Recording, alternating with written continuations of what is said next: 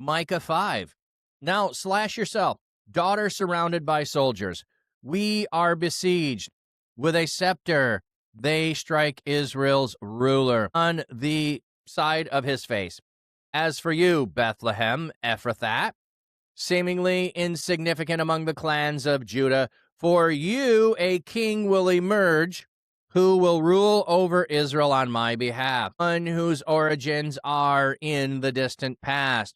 So the Lord will hand the people of Israel over to their enemies until the time when the woman in labor gives birth. Then the rest of the king's countrymen will return to be reunited with the people of Israel. He will assume his post and shepherd the people by the Lord's strength, by the sovereign authority of the Lord his God. They will live securely, for at that time he will be honored, even in distant regions of the earth. He will give us peace. Should the Assyrians try to invade our land and attempt to set foot on our fortresses, we will send against them 7 shepherd rulers, make that 8 commanders. They will rule the land of Assyria with the sword, the land of Nimrod with a drawn sword. Our king will rescue us from the Assyrians, should they attempt to invade our land and try to set foot in our territory. Those survivors from Jacob will live in the midst of many nations. They will be like the dew the Lord sends, like the rain on the grass, that does not hope for men to come, or wait around for humans to arrive. Those survivors from Jacob will live among the nations in the midst of many people. They will be like a lion among the animals of the fortress, like a young lion among the flocks of sheep, which attack when it passes through. It rips its prey, and there is no one to stop it. Lift your hand triumphantly against your adversaries. May all your enemies be destroyed. In that day, says the Lord, I will destroy your horses from your midst and smash your chariots. I will destroy the cities of your land. I will tear all your fortresses. I will remove the sorcery that you practice, and you will no longer have omen readers live among you. I will remove your idols and sacred pillars from among your midst. You will no longer worship what your own hands made. I will uproot your images of Asherah from your midst and destroy your idols. With furious anger, I will carry out vengeance on the nations that do not obey me. Okay, but now slash yourself, daughter surrounded by soldiers. We are besieged. With a scepter, they strike Israel's ruler on the side of his face. So we had the hope of future, but now slash yourself, daughter. You're surrounded by soldiers. You are besieged. The scepter is going to strike Israel's ruler. So the king is going to be gone. You are surrounded. Gadad can be translated slash yourself or gather in troops. Number of English translations are based on latter meaning. Slash yourself, slashing one's body was a form of mourning. If we go back to, I believe, Elijah, when he has the prophets of Baal, they are slashing themselves, trying to get the attention of their God to come. They're trying to get Baal and Asherah to pay attention. We have the Asherah pole mentioned later. So this is false hope, trying to get action from the spiritual realm to come. Like the offering of blood to the spiritual realm is going to get them to come on your behalf. And it's like, nope, of no use. So we have that as right now, you're going into exile. The hope is a future. So we have gone away from the remnant. There also seems to be a possibility that this, like I said, could be a chiasm. We had idols. We're now returning to idols in this section. So maybe there's a parallel. Maybe it's chiastic structure. When they get beyond chapters, unless somebody else points it out, I can see hints of it, but I don't sit and spend the time trying to flesh that all out. But I think you can see and hear it. If there's nothing else, there's parallels there. Okay. As for you, Bethlehem Ephrathah, seemingly insignificant among the clans of Judah, from you a king will emerge who will rule over Israel on my behalf, whose origins are in distant past. So again, we're returning to remnant hope.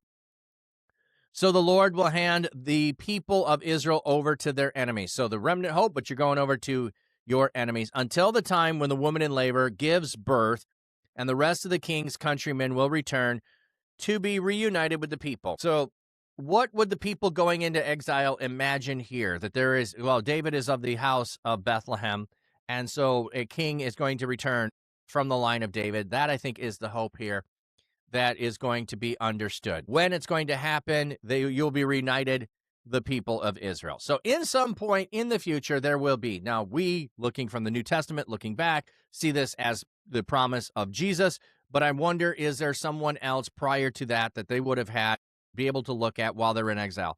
Don't know. I don't know that I've seen them point to anybody that says this was the fulfillment of it.